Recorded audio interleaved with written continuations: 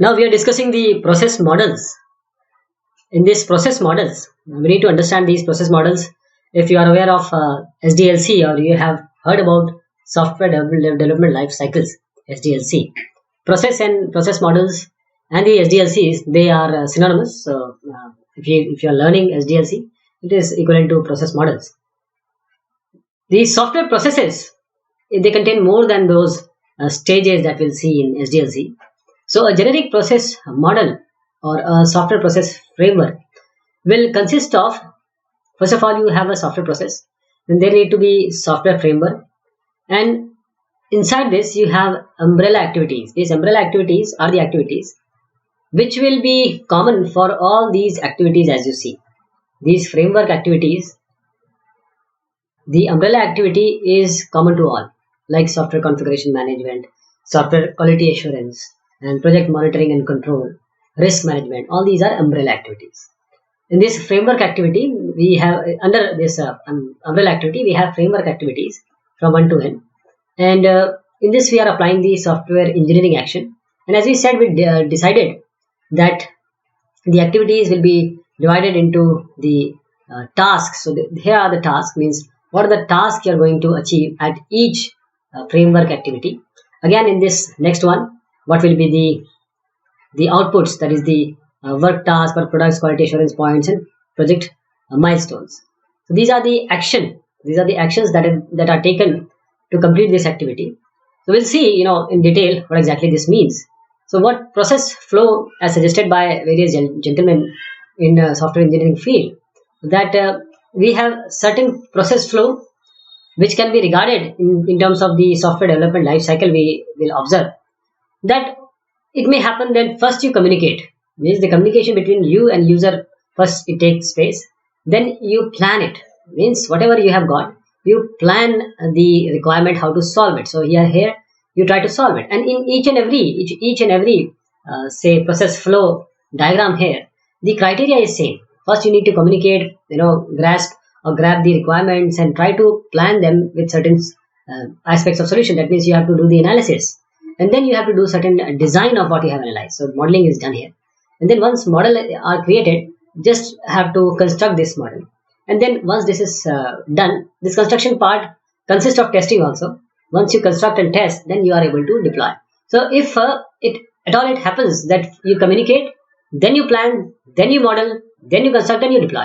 This is known as a linear flow model. This is your linear flow model.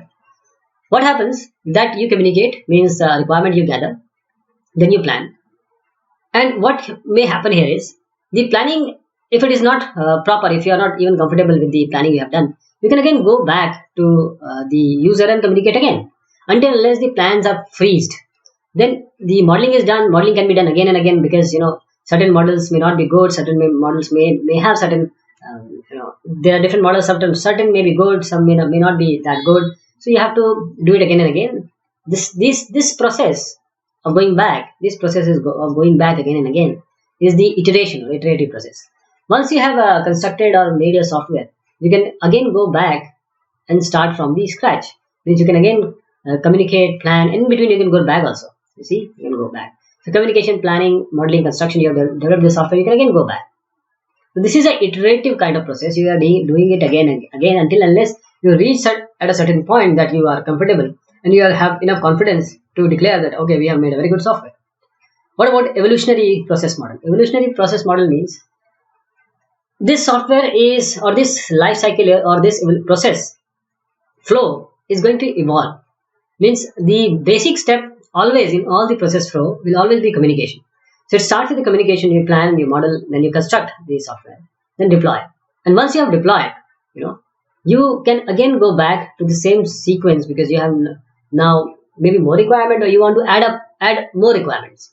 Maybe you have added say 5 out of 10. Now you want to add more.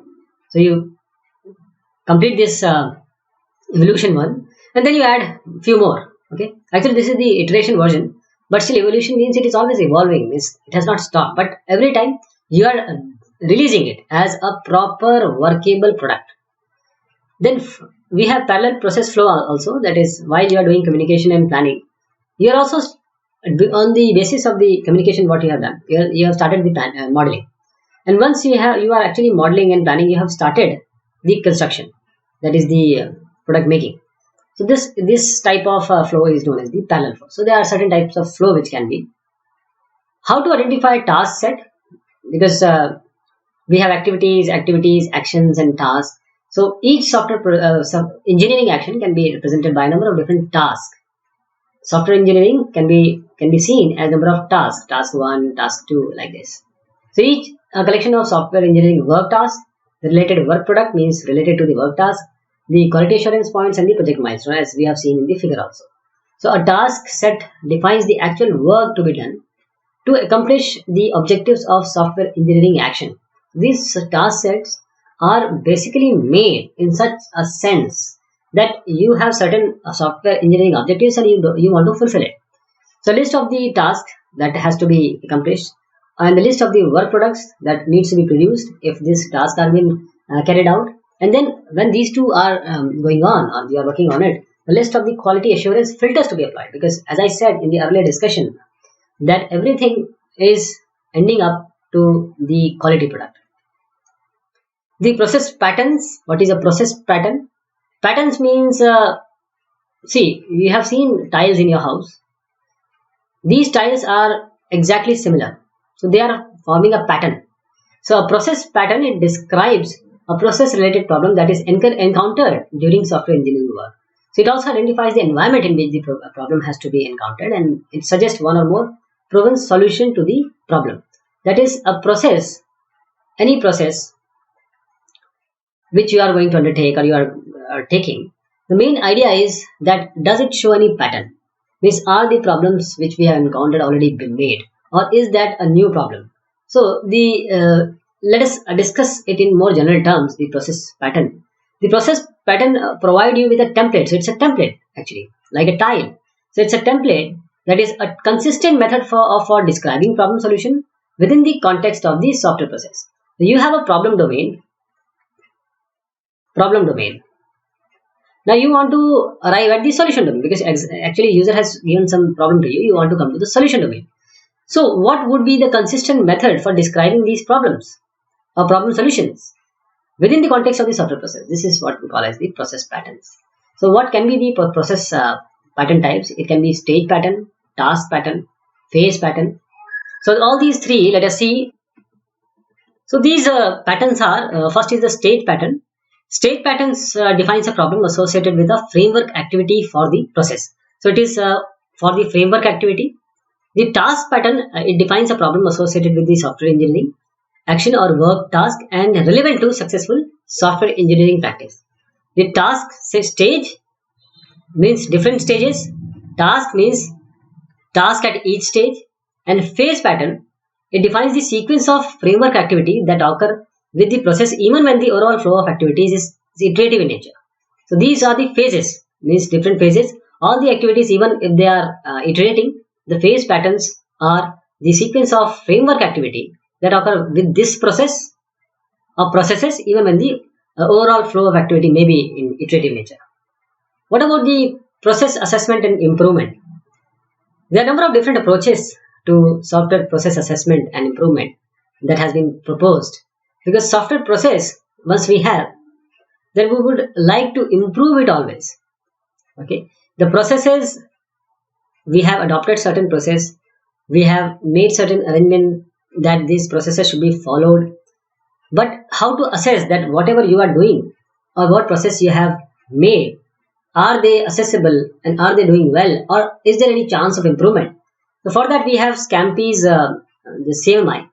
So standard CMMI assessment method for process improvement. This is nothing but the CMMI appraisal. So we have 5-step process assessment model that would incorporate the, like this it goes. So you have initial method. The processes are at very initial levels. They are repeatable. That is, they are managed, and at the project level, at only the project level. Then they are defined. That is, they are defined in the organizational level.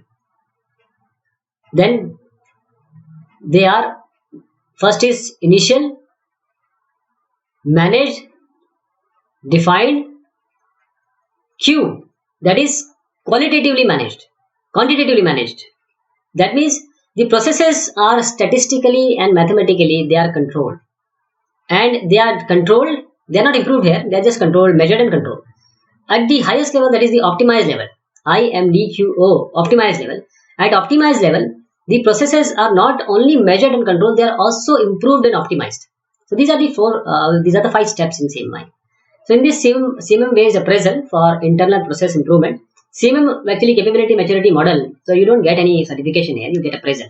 So it provides a diagnostic technique for assessing the relative maturity of the software organization, whether you have processes which are only adopted or done for project, or they are done for organization, or they are improved, or they are just controlled and measured. All these phases they lend you or tells you about the maturity level you have.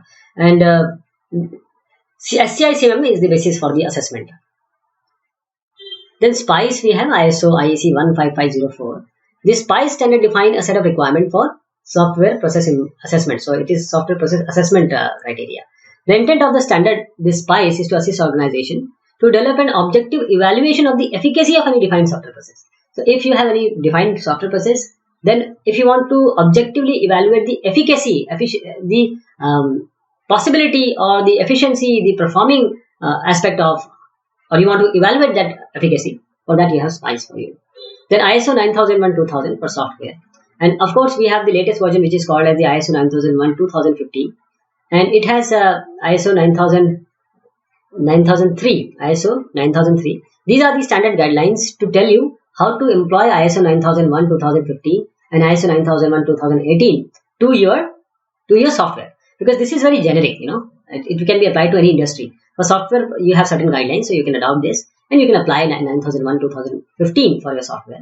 So this is a generic standard that applies to any organization, that would want to improve the overall quality of the products or the system or the services. So product, system, services, all are covered. The standard is directly applicable to software organization and companies because you have all these possibilities, because the document or the standard tells you each and everything which is applicable to your software industry. Then we have prescriptive process model. What are these prescriptive process models? They advocate or they tell us an orderly approach to software engineering. Prescriptive process models. We have seen the processes. We have seen the process models. What exactly is? Now there are orderly approach to software engineering. We have certain questions that will come up. If this prescriptive model strive for structure and order, or are they inappropriate for the software world that thrives on actual change, because change is everywhere? If we reject traditional process model and the order they imply and replace them with something less structured, what is going to happen? Do we make it impossible to achieve coordination and coherence in software work if we reject the traditional process model? So with these questions in our mind, let us discuss the prescriptive process model. The first one is the classical waterfall model. This waterfall model is like this. See, water is flowing like this, like it flows in the waterfall. It is also called as a classical or classic life cycle model. It is suggesting a sequential approach to software development that starts with the customer specification of requirement, and it progresses through the planning, the modeling, the construction, and the deployment phase. And then it will culminate in this maintenance part. That is the after deployment you have maintenance also. That is ongoing support of the completed software. So this is the model you really need to think of, and you really need to learn, because all those models which have been developed, they have taken waterfall as their base. Or even if certain model like agile have taken places, they have showed that means that the comparison was with waterfall model. That what was the drawback in waterfall model? That's why we are using it. So waterfall model is everywhere. If you are a software engineer, waterfall model is the baseline for any process prescriptive model. Then the V model, as you see V model, because in the classical model we have just seen, the testing or the verification validation was not that much prescribed. Only when the software was developed, then only you can proceed for the testing or construct it. Between that you can verify of course, but the validation can only be done after this construction phase is over. But V model suggests a different aspect. It says that it has to be defined very well. While these different phases are done, you have to define that testing is to be done. What testing has to be done where? So this is a variation of the representation of waterfall model. We call it as a V model because it looks like a V model. It was presented in the shape of V, and this depicts the relationship of quality assurance. These are all quality assurance action to the action associated with the communication, the modeling, the early construction activities. So all these, see, these are up to code generation.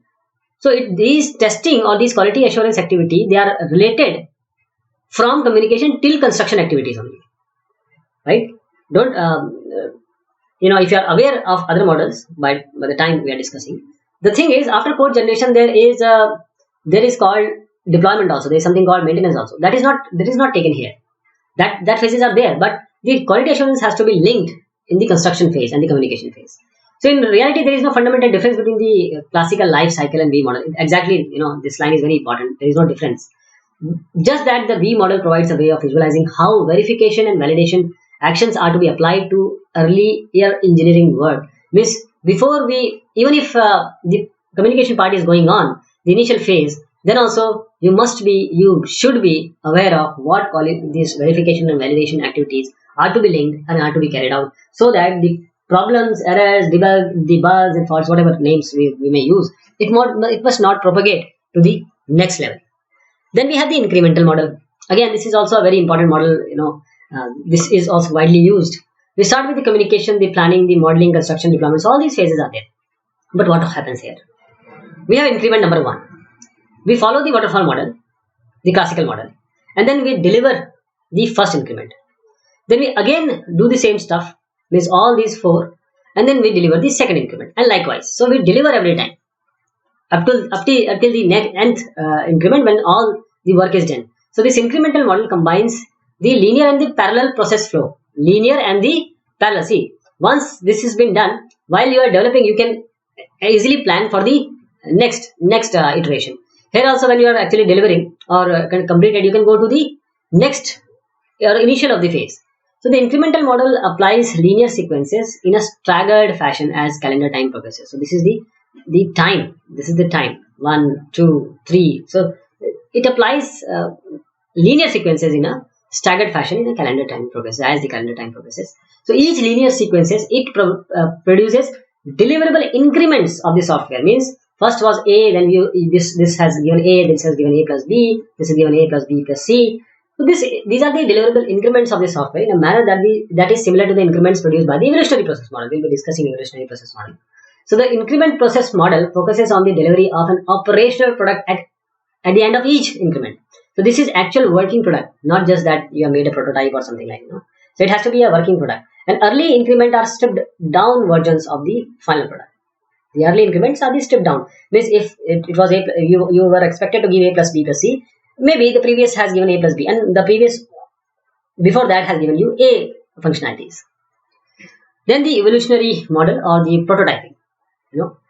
Why this evolutionary model is important? Because we'll be discussing a spiral model, and that includes the prototyping along with the waterfall. That is why we are calling the spiral model also as a prototyping model. Evolutionary model, sorry, not prototyping, evolutionary model. But evolutionary model means the evolutionary models, they are iterative. First of all, they also follow the iterative nature, as we have just seen. So prototyping, iteration, we can assume it to be equal, and they are characterized in a manner that enable you to develop increasingly more complete versions of the software. That means a prototype can serve as the first system or a throwaway. So some prototype builds are as throwaways. Other are evolutionary in the sense that the prototype slowly evolves into the actual system. Means it may happen that you perform all these stages of the waterfall model in an iterative nature, and then you present your client that, okay, we have made this, please see. He will see and he will try to find out, okay, I'm not thinking about that. So this will be a throwaway. Then you again do the same stuff. You present it to the user. He says, yes, exactly, I want this, but let me tell you this border I don't want. Can I have this functionality also? Now you are actually aware that what he exactly wants. So next time you iterate, you'll be making a better software or a better one. And this prototype is just, the effort is very less. So there'll be no loss or not much significant loss of time and effort.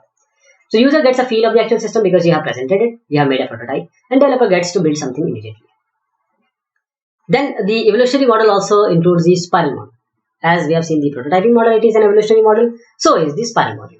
So Boehm, actually this name will come. He is the giant in in this field because he has given so many things.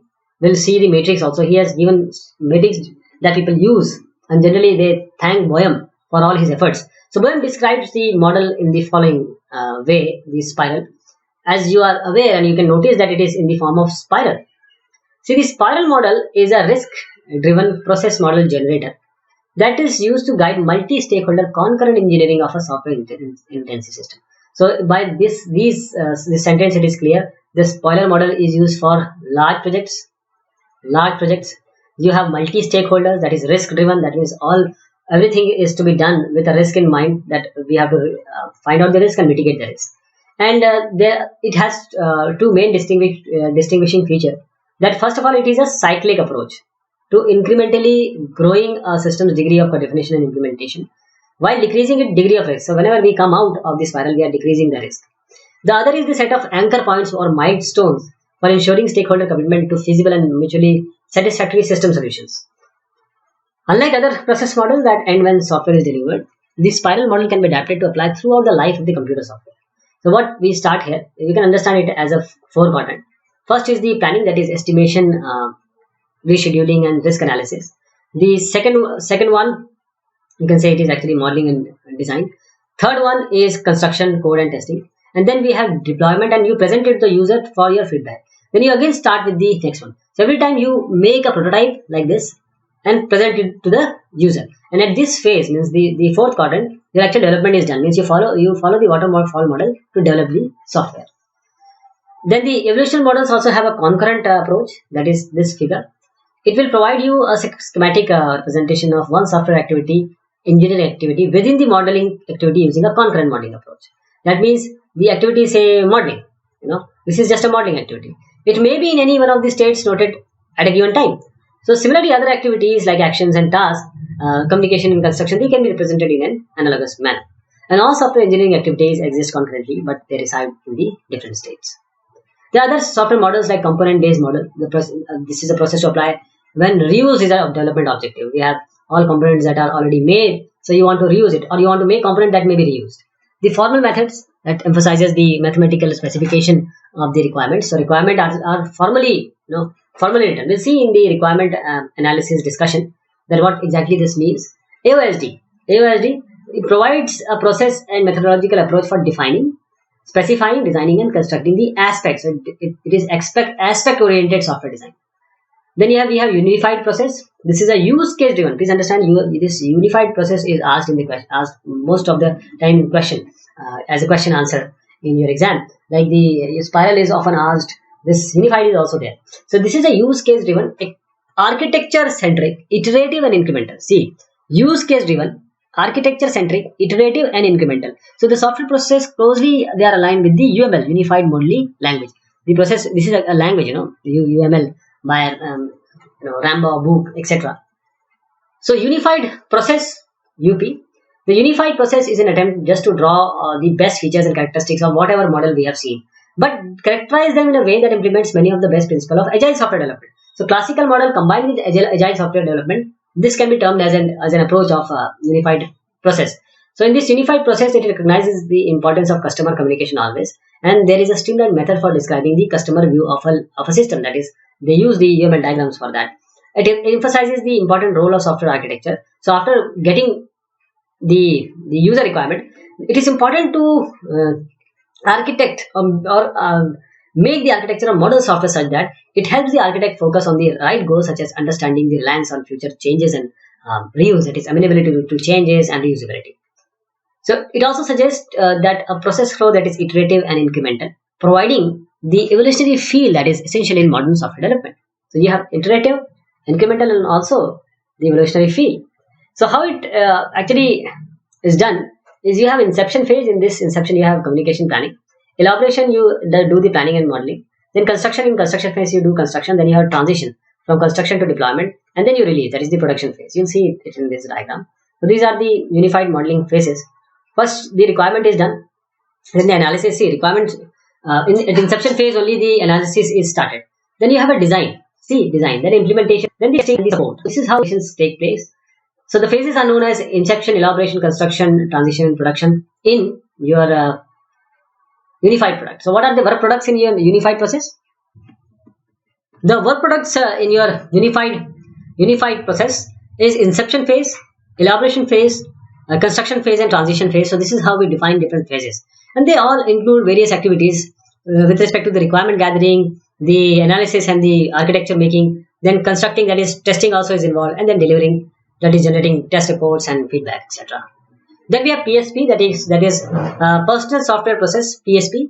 So planning PSP, this activity isolate the requirement and develop both size and resource estimates. This is planning. So in addition to a defect estimate, that is the defects, the problems which are going to come, the number of defects projected for the work is also made, and these all metrics are recorded in the worksheets or templates. And then the development tasks are identified, and then the project schedule is created. Then after planning, we have high level design, that is external specification of each component to be constructed. They are developed, and the component design is created at high level design. The prototypes are built whenever it is uncertain, whenever certain uncertainty is there, and all issues are again recorded and tracked. Then we go for the high level design review, that is formal verification methods are applied. We'll see what verification validation methods are. They're applied to uncover errors in the design, and then we rely upon the metrics that are maintained for all important tasks and work result. Then we go for the development, that is the component level design is refined and reviewed. That is what we have made in the design process. They are reviewed and refined, and code is generated, reviewed, compiled, and tested here. And again, the metrics are maintained for all important tasks in the work result. Then the post-mortem. What it means is, using the measures and metrics which we have collected, that is the substantial amount of data that should be analyzed statistically, the effectiveness of the process is determined. And we have done the measure and metrics. Measures and metrics should provide guidance for modifying the process to improve its effectiveness. What about team software process? The goal of TSP is to build a self-directed project team that organizes itself to produce the high quality software. So Humphrey, it defines the TSP team software process as build self-directed teams that plan and track their work, establish goals, own their process plans. So these can be pure software teams or integrated software product teams of 3 or about 20 engineers. Then this TSP show managers how to coach and motivate their team, because team is very important. This is the human resource, and how to help them sustain peak information this performance. Accelerate the software process improvement using, say, your organization's minimum level 5 behavior, normal and expected. The CMM, a measure of the effectiveness of the software process, we'll discuss it in the later chapter. And this provide an improvement guidance to higher maturity organization. It provides an improvement guidance to higher maturity organization, and it facilitates university teaching for industrial grade team skills. So TSP, that is the team software process, defines various framework activities from project launch, high level design, implementation, integration, test to the post model. So this was all about your process model. I hope you got the idea what process model is, what are the life cycle models, and what are the different measures we take to undertake process model, so that our product is a quality product and a better product. Thank you so much.